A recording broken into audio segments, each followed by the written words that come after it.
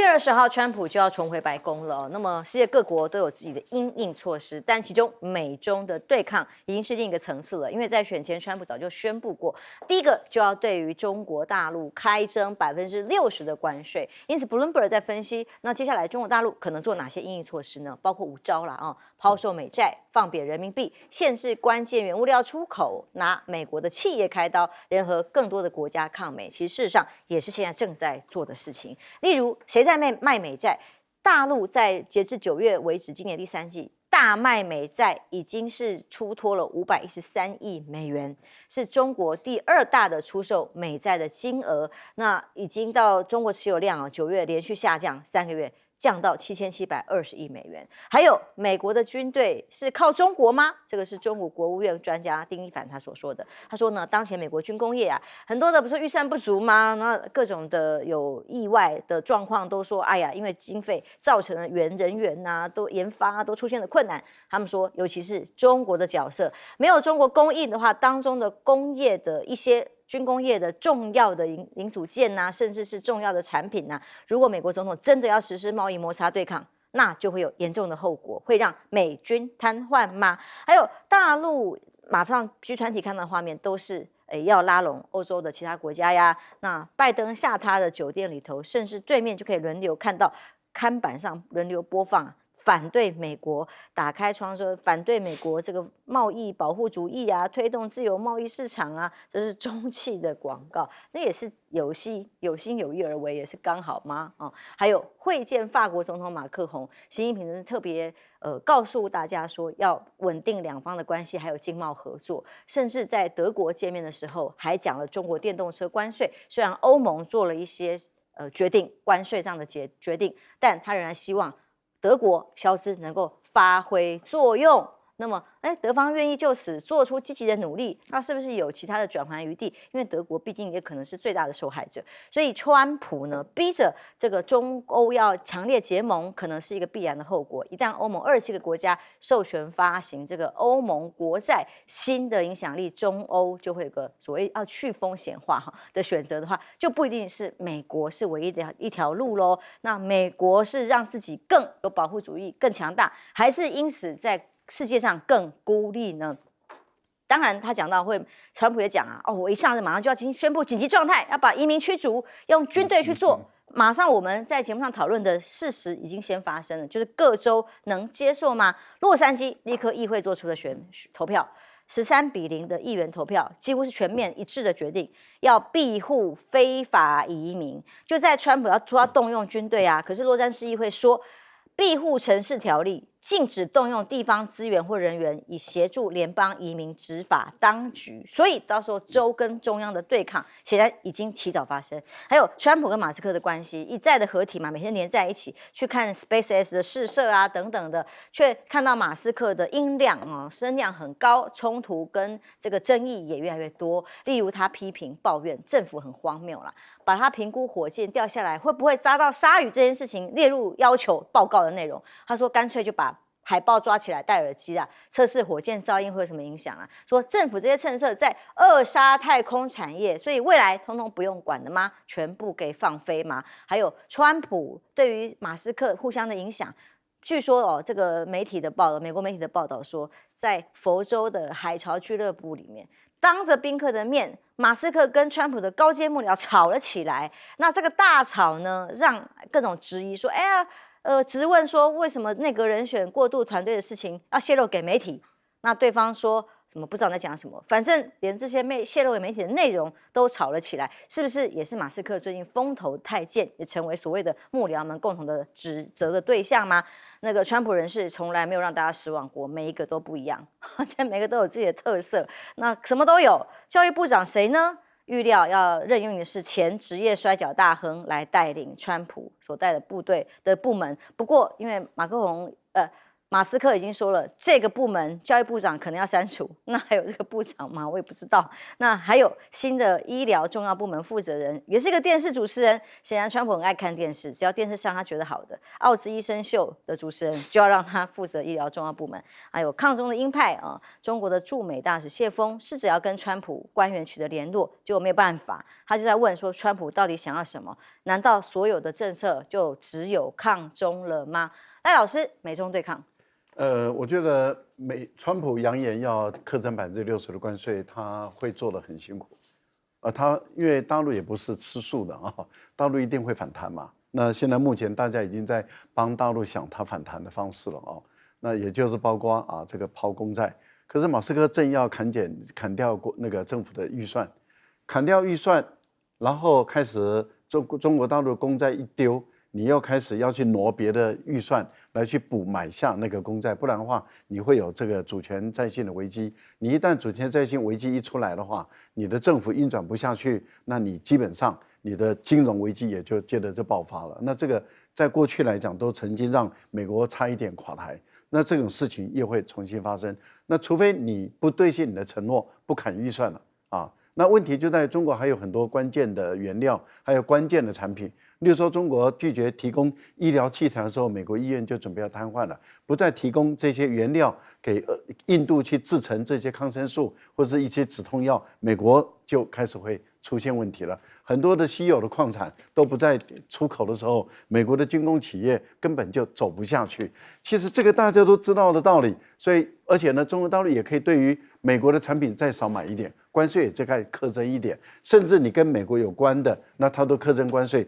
那也就是说，谁跟美国走在一起，谁就跟他对抗。那我觉得这个世界就准备大乱了。我们就来看看这个世界会乱到什么程度啊？那不是你美国敢做，别人就不敢反击，别人一样会反击。你不要忘了，川普第一任内的时候就跟中国大陆就杠起来了。中国大陆你调多少关税，给你调多少，然后我跟你总额一样。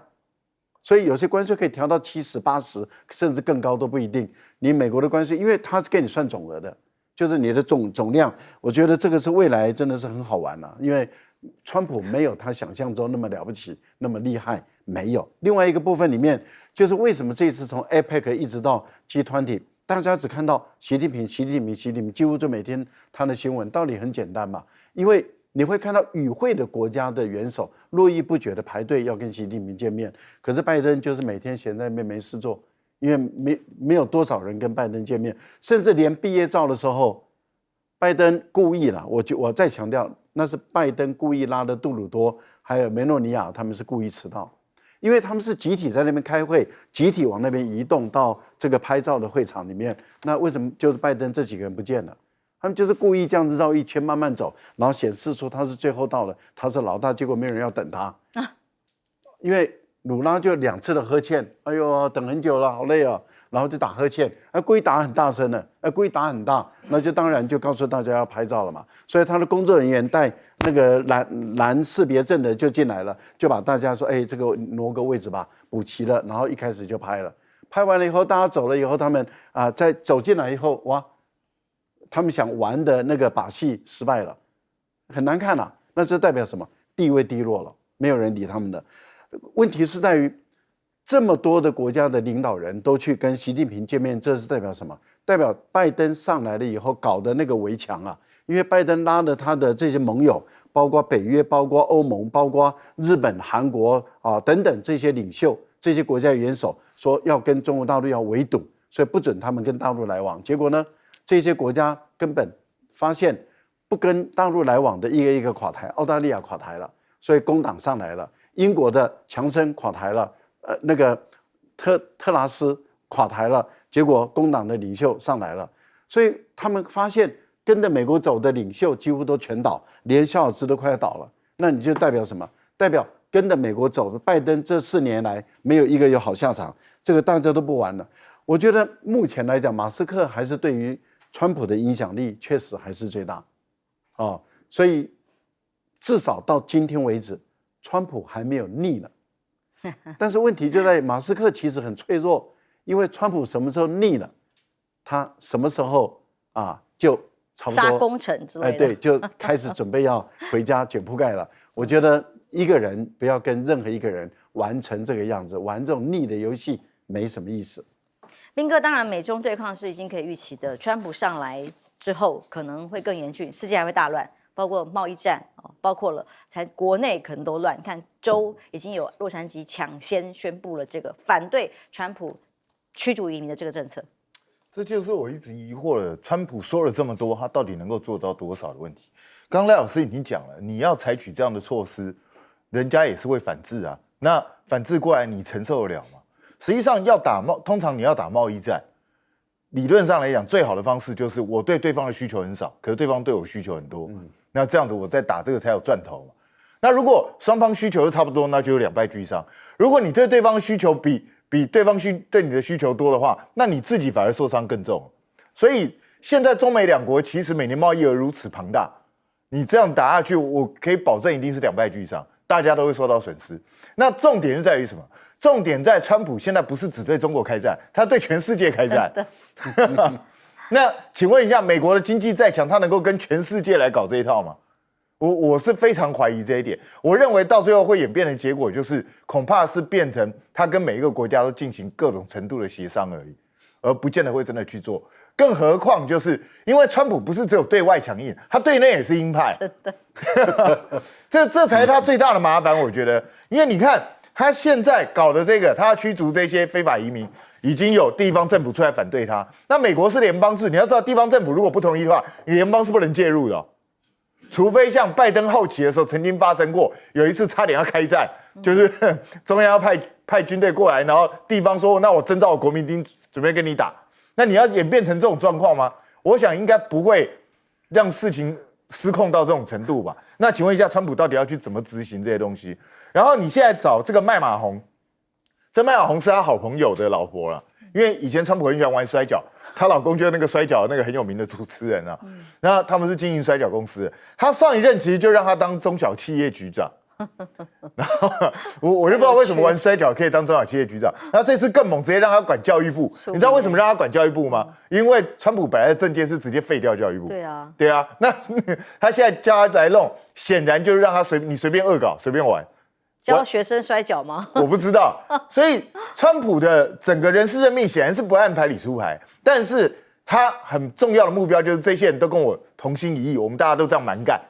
那当川普对内政都如此蛮干的时候，老实讲，我根本不相信他有多少能量去跟国际上面去打经济贸易战争，因为你内部自己就一团乱，你还能够做什么事情呢？所以我觉得川普说了一大堆，等他真的做了，我们再看他到底怎么做。这是个乱字形容。这个你不要以为这是如果说是对中国磕60%，所以美军真的会垮掉。为什么？我举2样武器给大家听哈。你看这2样武器。第一个是美国航空母舰，很威猛嘛，对不对？你飞机要降落的时候有一个拦阻索，就是要飞机要勾住的那个拦阻索。你知道拦阻索谁做的？你知道？中国巨力公司做的。那他当初中国不晓得自己公司可以做这个，他去跟美国说，我们做航空母舰，我们要这个拦阻索。美国跟他报价1条1000万美金。那拦阻索船上面要摆3条，你第1条没勾到，第2条勾，第2条就没勾到，第3条勾，第3条再没勾到，飞机要从头起飞，再重新降落，而且那个拉力要很大，你要把飞机那么重的一架飞机，20-30吨重的飞机，然后在这么快的速度之下把它拉住，而且那个拦阻索就是大概起降100次以后，那条索就要作废了，要重新换新的。然后说，中国要跟美国买1000万美金1条。就中国想说太贵了，我们自己开个标哦，不是开标，我们中国自己有没有公司会做这种拉力多少啊？这个张力力道多少？就有公司说我们仓库里面很多，仓库就有了。对，我们那家叫巨力，他说我们仓库很多，你要多少？1条40万。就后来一看，你怎么会这么多？他说美国他们跟我订的啊，结果我才发现说，搞了半天是美国跟巨力来买。这个拦阻索就是巨力供给美国的，这是第一样东西。那你想想看，后来中国自己航空母舰就自己可以生产可以做嘛。那美国来讲的话，第二个我讲第2种武器，我们都看到飞机哦，不管是这个战斗机或者是这个一般的民用飞机，那个引擎来讲，我们都看到那个引擎那边在转那个叶片，是吧？哈，那叶片其实是蛮高科技的。为什么蛮高科技的？因因为你要高温，那转的速度又很快，那离心力很大，那个压力又很大，大概上千度的温度，那个涡轮喷射引擎来讲的话，那个压力很大，那个叶片在那边转，你知道那叶片是谁做的？中国做的。为什么是中国做？因为你不要看它高科技哈，它最后还是因为很滑顺。所以最后一定要人工打磨、打抛光，才可以让它很平顺。所以这个抛光是出活，你知道，就必须要人工活。那美国你自己就没有这种人工活。那我举这2样武器，你看一个航空母舰，一个飞机，你这东西就这只是一个供应链嘛。那你其他的你根本更不要讲，包括你这个所有官兵这个吃饭的，我们不要讲说武器了。包括吃喝拉撒睡的很多供应品，是不是都中国在制作？你自己回去看一下。其实我跟你讲，我不客气讲一句话，我们台湾曾经有一阵子，我们自己都用中国的东西，你知道吗？什么的袜子，后来我们有一天穿那个袜子觉得怪怪的，后来才发现说是厂商跟中国那边订货，然后卖给我们自己国军。后来我们发现这实在是太没面子了。后来才不用这一批的袜子，所以中国它这种基本的制造业你是挡不住的。你想说美国想要靠这个关税挡不住，到最后只有把自己搞垮，甚至于连自己军队，你去检讨一下，你现在多少东西是依赖中国，你这供应链有多少？所以不要川普这个话只是听一听就好。怕他拿石头砸自己的脚吗？乌克兰昨天晚上宣布终于发动攻击，他一直喊说我们随时会发动嘛，他用了美国的飞弹。打了俄罗斯境内，动用了这个武器，那射出了6枚长程飞弹击中俄罗斯军火站，当然5枚被拦截了，只有1枚打到军火站，造成没有伤亡，但是有一些破坏，所以这个距离这个俄乌的边境115公里，位在俄罗斯边境的这个内布良斯克地区这个镇里，距离乌军占领的库斯克190公里。这个打法，昨天美股因此整个大跌啊，暴跌最多曾经到300点，怕万一世界大战真的要来了呀！结果后来呢，拉夫罗夫啦，就是俄罗斯的外长，突然出来讲说，我们还是会尽力的避免这个核武战争真的发生。美股又回来了一些小小的收红，所以这代表什么？俄乌战争这个风险进入了新阶段。这个美国提供这个长程飞弹，1枚传出来造价就要100万元。打个6枚就600万美元哦，那这样子打法，俄罗斯要怎么反制？空中攻击可动用核武是普京签署的这个法令啊。我们这边讨论了说，他告诉大家说，我在各种的可能性之下，扩大了可使用核武回击的可能的时候，大家就在想，现在到底要回应到什么程度？俄罗斯在莫斯科这里还没有被打到，在边境打，那什么样的情况之下会发动战争，甚至把美国视为敌国，都还是问号。那像这样的重大空袭的事件呢，俄罗斯宣称会猛烈报复乌克兰，那美国大使馆关闭，公民就地避难。其实会不会打美国本土，说不定拜登也是会害怕。但是呢，总之就是不想要让川普太好过而已嘛。所以拜登被说煽风点火，美军。现任的看守期的拜登政府被问说，俄罗斯降低了核武动用门槛，你有什么看法？他说，我们不讶异目前没有看到有什么必须调整美国本身核态势使用核武器的理由，就是说，反正他们的事不在乎吗？那拉夫罗夫俄国的外长是说，西方希望像局势升级，还好他讲了一句稍微让大家投资人避险的话，讲了一句说我们还是会尽力避免第3次这核武器的战争的爆发了。那应对核战有可能吗？俄罗斯现在量产可抗核爆的移动式防空洞不断的被看到。这也让大家看说核武器有可能要发生了吗？画面上就是这个，避免万一核弹爆发的话，这种移动式的防空洞可以保护48小时。那不只是人员可以受到保护，或者重要的人也不会有火灾各种的威胁。还有俄罗斯的无人战升级的技术里面，包括了诱饵温压弹威胁乌克兰的防空。这个是美联社调查的，各种的武器正在更进一步的压缩乌克兰的生存空间。泽伦斯基现在的态度呢，说是没招了吗？他预计要入侵造成的环境损失叫做710亿美元。那么俄罗斯侵入到俄罗斯乌克兰已经1000天了。他再次的呼吁欧盟不要害怕采取更多的制裁，还要更多的武器，但是还是期许明年可以达成和平。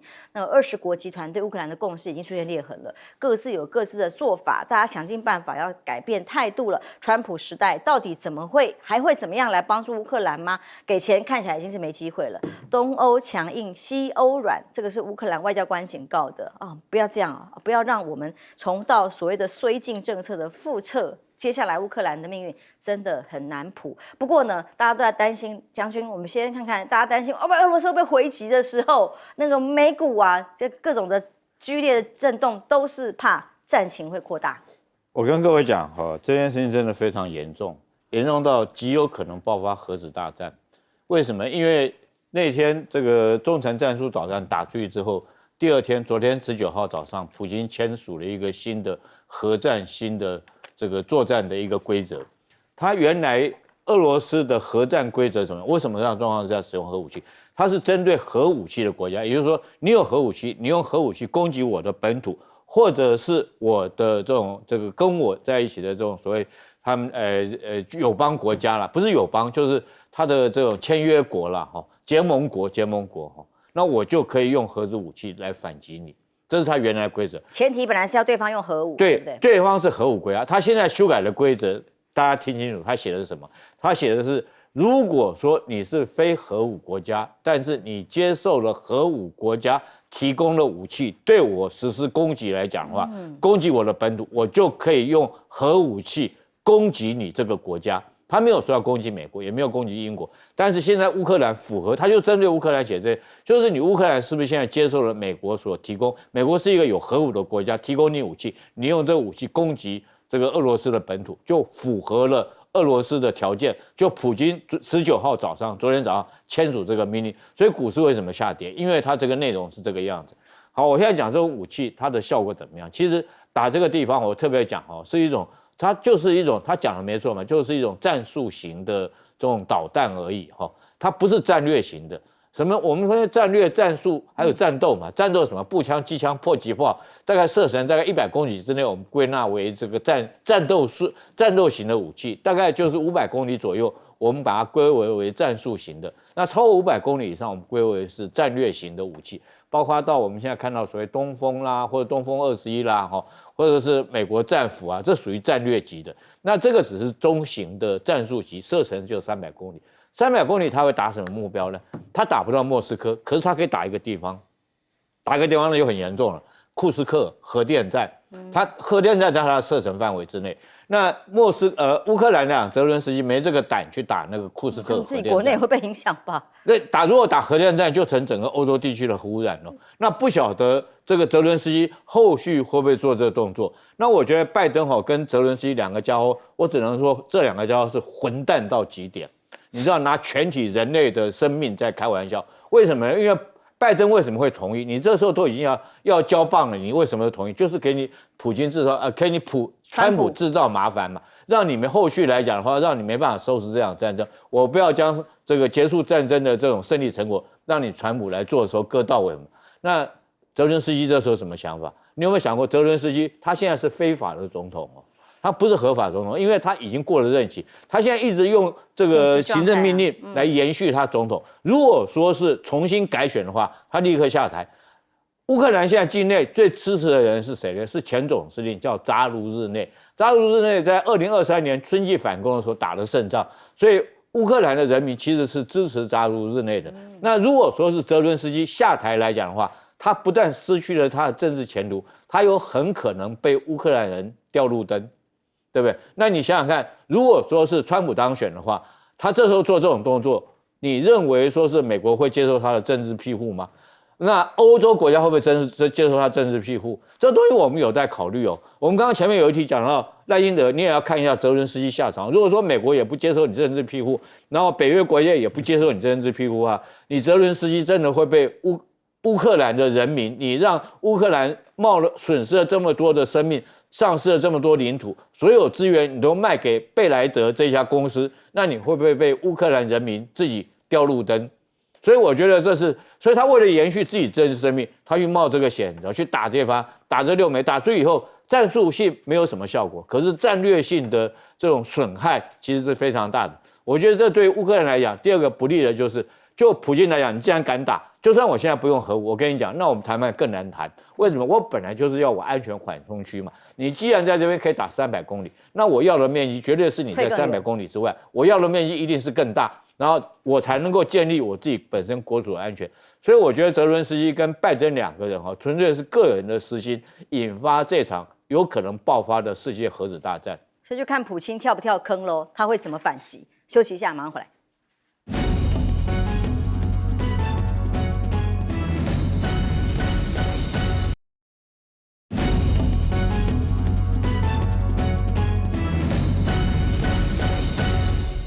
乌克兰真的用长程飞弹攻击了俄罗斯，俄罗斯立刻也扬言说，我们可以降低可以使用核武的可能性。现在趋势会怎么发展？全球抓了弹。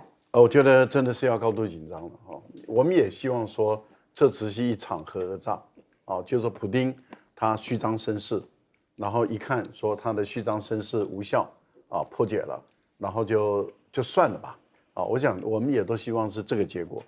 可是我们更担心的是说，如果不是这个结果，可能就麻烦。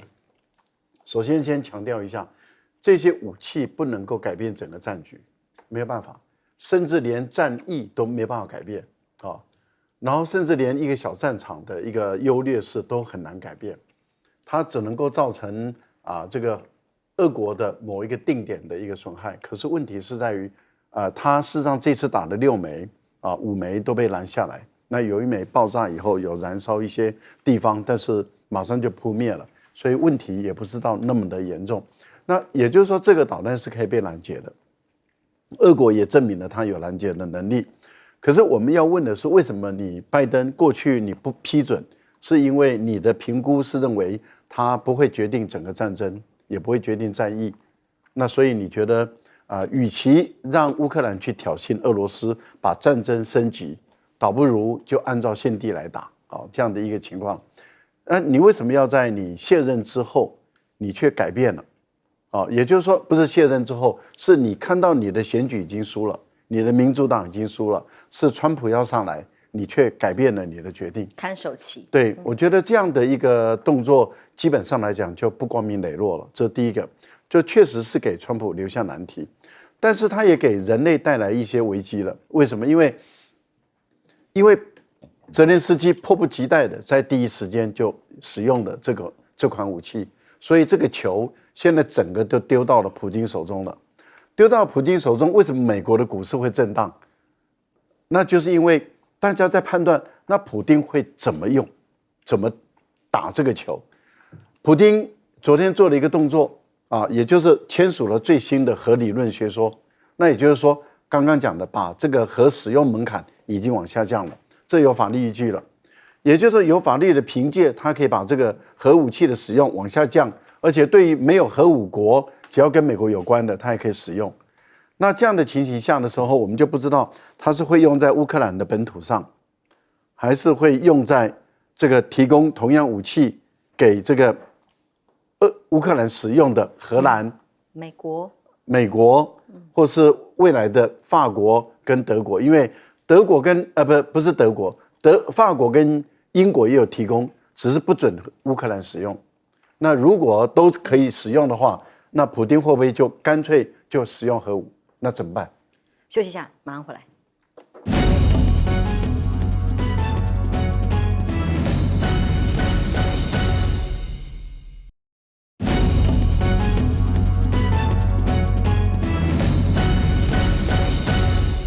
世界如果发生核战，那就是人类毁灭的时刻到了。俄罗斯现在的做法降低了使用核武的可能性跟标准，现在有可能往这个方向走吗？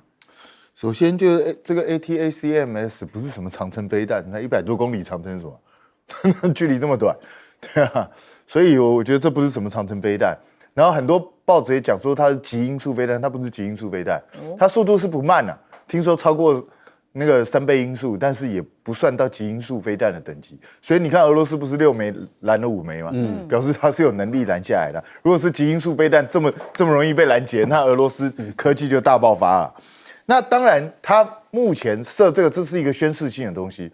老实讲，这个飞弹总共只生产了3700枚，分散在本来是9个国家，现在多一个乌克兰10个国家，每一个国家平均才370枚，它能射几枚？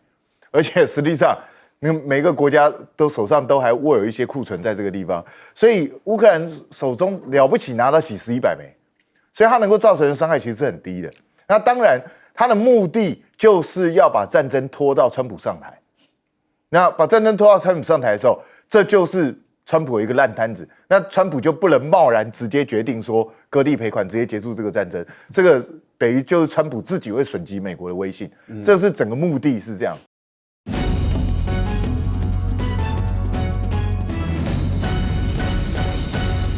观众平安，欢迎收看 TBS 新闻大白话，我是王浅秋。首先介绍这一节跟我们一起讨论最新国际以及国内话题的来宾，第一位资深媒体人谢寒冰冰哥，主持人好，大家好。国际政治专家赖岳谦老师，主持人好，观众朋友大家好。退役少将厉正杰将军，浅秋好，各位观众大家好。沈伯洋这话又讲的是谁呢？他刚刚有各种各样的谈话，总是跟抗中的话题有关。首先，沈伯洋认为吕礼师，刚刚小舰长的上一节节目才刚刚离开，小舰长到珠海航展各种他认为是失言，甚至更进一步有政府机关说要去查办等等的这样的事情呢。他说还不只是一个人而已，更恐怖的在后面。他说有一群中间人不断往来两岸之间，似乎在从事什么隐秘的工作而且当然细节大家讲说，哎呀，可能拿个几万块就可以定期两岸之间往来做什么工作穿梭这样的概念。哇，抗中这个抗到有一个集团，不是要抓起来吗？那沈伯洋的黑熊部队有发现这样的秘密。好，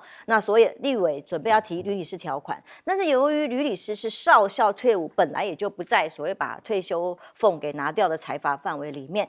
国营事业里头如果有中国籍的船员会怎么样呢？这个是洪申翰他在质询的时候自己提出来的。洪申翰刚刚前一节我们提到他自己爆料党内有劳工被压迫被欺压那的消息，这那个劳动部没理他。那他质询这个事情呢，要党中央还有行政院长处理在隶属国营事业的中钢通运公司里头聘雇了68名中国籍的船员，2成有国安危机。卓荣泰说要有强力的管理机制那所有渔船常常聘雇中国大陆籍的船员的时候，通通都要加以遣返，通通都要加以限制嘛。抗中抗到了无以复加。明年赖清德总统的立场，刚刚我们看到民调数字它是往下掉，至少在台湾民基金对会里面的民调是掉了5.3个百分点加崩100万人的概念。那明年还有更恐怖的吗？那明年呢会有总统元旦文告，他不要再讲这些敏感的两岸议题，如果讲了，会不会又有2025联合利剑各种的演习？而且明天更重要的是，还有川普1月20号就要准备2.0回归了现在除了泽伦斯基很有可能在俄乌战争里处于非常的弱势，要割地结束战争吗？同样的场景，他既然自比为泽伦斯基第2的样子最忙的第2名嘛，那他又会怎么来因应呢？显然，这对他来讲都是执政最大的挑战跟难题。那么，德国的总理肖兹在跟习近平见面的时候表示他受访自己说没有任何人应该活在对邻居的恐惧当中。这个是 Bloomberg 去解读这段话什么意思？就是说习近平有压迫台湾，让台湾害怕吗？还是说台湾为什么要怕呢？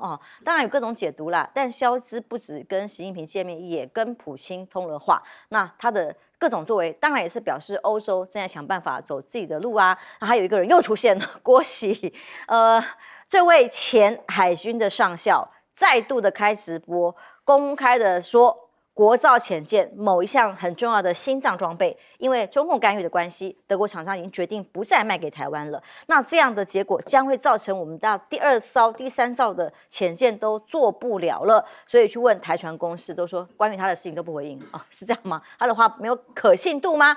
那德国真的会因此不卖吗？当然，这还是个问号。那总之，只是可以很清楚的看到，两岸的军力或者是中共对于台湾的军事演习已经越来越频密，台湾内海化，解放军的舰艇对抗组合训练已经密集到各种的频密的情况，各种的分析都说，在东部外海训练可以长达10天，那么连续的加以演习，内海化直接在这个所谓的中线旁边呢，连续的演习已经是如入无人之境之外，甚至呢，解放军的海南舰、长沙舰编队礼拜4要开始访港5天，还有大陆在珠海航空展首次亮相的这个中国自制的擎转旋翼的大型无人机，我们可以来看一下画面哦。这个叫做蓝影 R6000，未来被说很有可能被改装作为军用。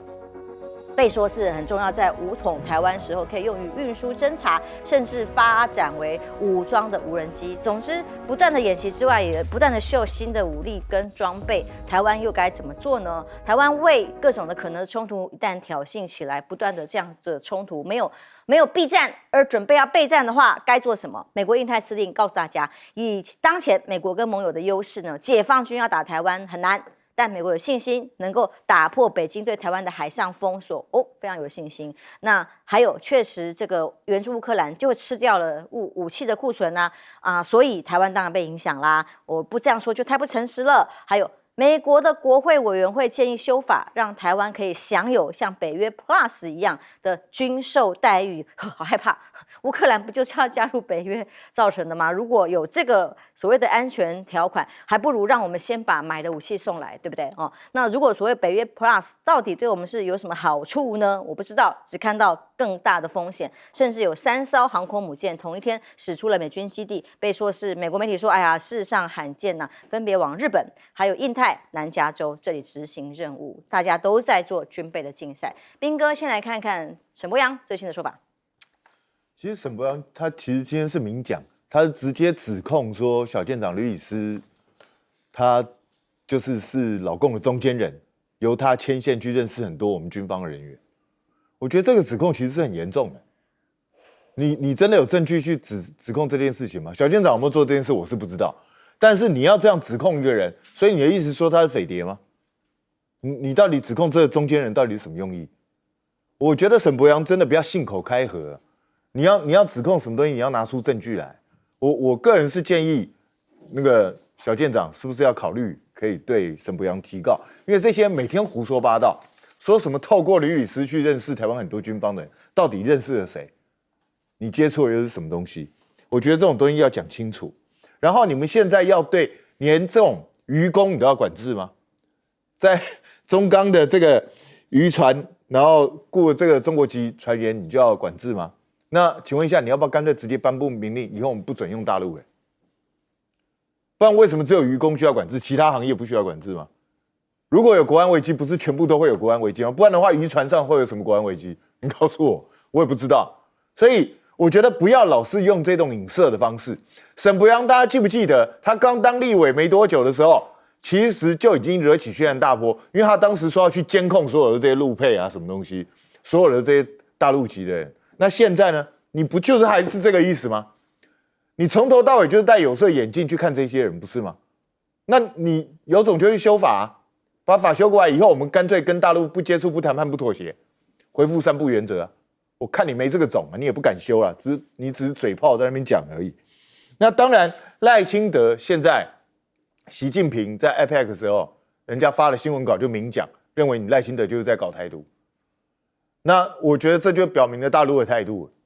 那接下来就是看赖清德这边怎么回应。我们这边的回应现在很好笑，就是没有，他没说过这句话，就当做这件事不存在。这件事就会因为你这样讲，你不承认就不存在了吗？还是存在？现在大陆就认定你是台独嘛。那接下来就是看你的表现。大陆最喜欢讲听其言观其行啊。那如果你在元旦文告又再来一个新两国论，那对大陆来讲你就是台独啊。没什么好解释啊，所以这一切就取决于赖清德自己想怎么做。那我是觉得郭喜这个东西很奇怪，他到现在还可以接触到我们的军事机密吗？这不是很诡异吗？他现在到底是什么身份？他为什么可以接触到我们的军事机密？不是诈骗集团吗？对啊，我以为。然后你们平常我们讲什么，你都说不可以讲，不可以讲，然后结果现在台船对这个东西不予回应，国防部台船不予回应，国防部要回应吧？他讲的是非常严重的事情呢，可能表示我们的潜舰一烧就结束了，因为没有关键心脏设备啊，这是非常严重的状况。你们到底在干嘛？可以任由这个人不断对外放话，它的目的到底又是什么？这个要去彻查，看到底出入了什么状况。那大陆对台湾的军事行动当然是越来越具体啊。我们早就讲过，以后它的军事行动会越来越频繁，然后它会直接在我们台海周边执法，它就直接把你视为内海，这很正常啊。我们去年就讲到今年，那这就是正在进行式啊。问题是在于人家摆明的就是要这样做，可是我们打算怎么因应这件事？你有什么反制的措施？有办法去让他不做这件事吗？看起来是没有。你知道吗？我珠海航展，小舰长讲一个人家武器很进步，让人家知道祖国有多强大。他们现在你看绿营的节目，每天都在讲老共的无人机没有用啦，不经打啦，那个技术很落后啊，每天都在讲这些东西。那现在这个 R6000又来啊，这个 R6000还是个商用的，它其实还没有，它是商用目的开发的，未来会不会转军用不知道。但是人家的技术一直在进步嘛，现在这种请学印机都做出来了，请问一下，我们能够做到什么地步？我们又能够反制它到什么程度？这才是我们应该去忧心的。那至于帕帕罗向来就是嘴炮王啊，说真的，每天在那边讲一大堆有的没的。你说好，你有信心可以那个防止北京封锁台海，那你要参战吗？你如果不参战，请问一下你怎么突破？啊，帕帕罗，你老实讲啊。你有权利参战吗？你根本连决定的权利都没有，不要讲大话。将军，你对沈伯洋的说法一定更有感触吧？我倒觉得对沈伯洋说法，我了解，我知道是哪一群人。哦，对，赵天麟，他做什么隐秘工作呢？亲中的工作。对，这很明显嘛，大家都知道嘛，对不对？你沈伯洋先从那边去了解。但是我特别要说啊，这个蓝营6000其实对我们威胁很大。如果从军事上面角度来看。你知道，其实我们防卫作战构想，我们不担心老共第一批登陆，他第一批登陆，以我们现在能力来讲，将它歼灭于滩头是有可能的。但是我们不要担心它后续持续的增长战力。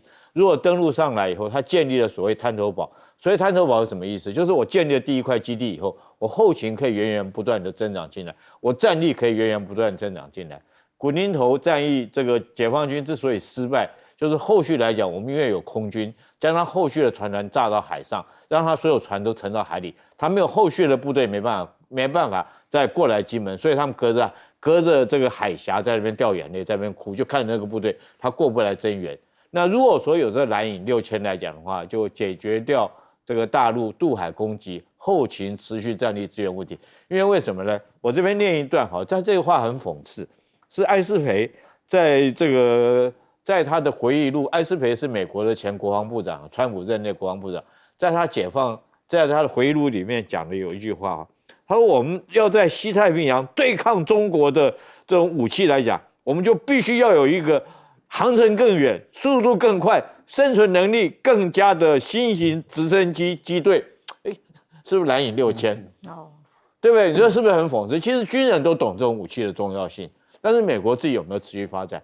它是类似美国来讲，它是语音，可是语音来讲，它事故率是太高了。那解放军发明这种东西来，因为我要后勤补给，战场状况我可能没办法占领飞机场的跑道干嘛，但是我用垂直升降，我的后勤资源可以陆陆续续。像这蓝营这个6000来讲的话，以现在我对他的了解，他虽然说人员运输大概10个人左右，当然没有说是大概顶多运一个班。问题如果你装弹药来讲的话，它可以补充一个连1000持续战力的弹药就没有问题了，所以它就没有后勤补给，也不怕你在海峡上面被它拦截、被它打击。